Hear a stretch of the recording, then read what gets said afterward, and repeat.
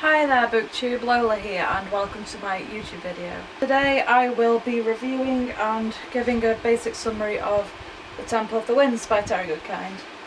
And this is the carry on of my series of reviewing Terry Goodkind's books.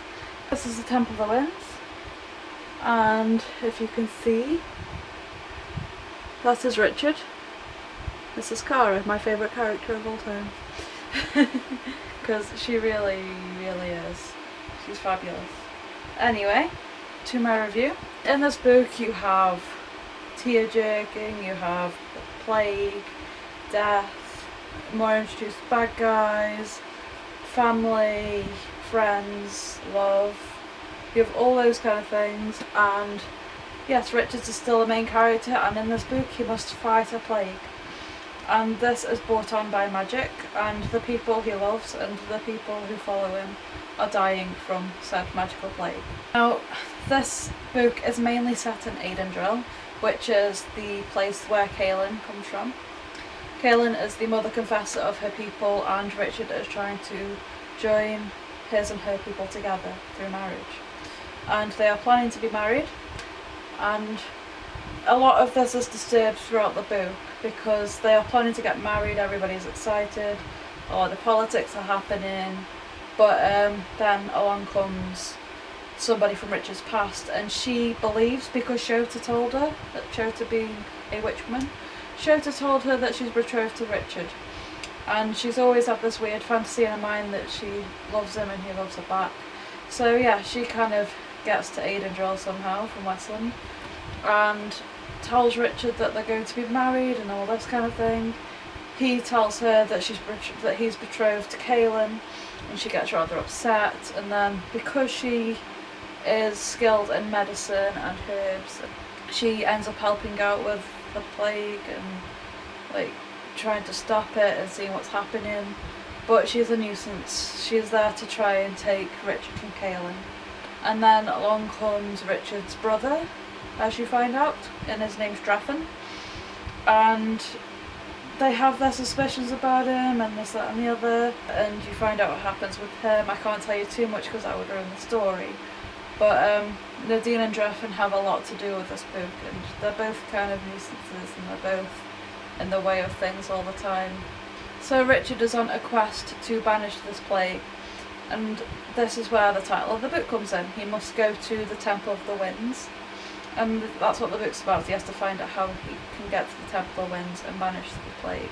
He goes to the Temple of the Winds eventually, and he must do things there that will jeopardise his love, jeopardise his life. He might have to stay there forever, he has to try and get out, and all that kind of thing. So his life's in real danger, but because of Richard's attitude, he goes ahead and does it because he wants to save his people. His people matter a lot to him, and his own life and Kaelin's life have to be put to the side so that he can do that, so he can save the world again.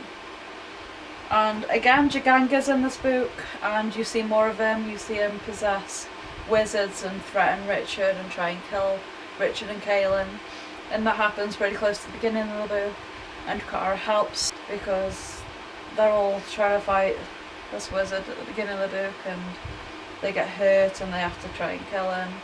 So Jiganga's still a very important character, and he's coming more into it, and he's still sending people after Richard and Kaelin to kill them.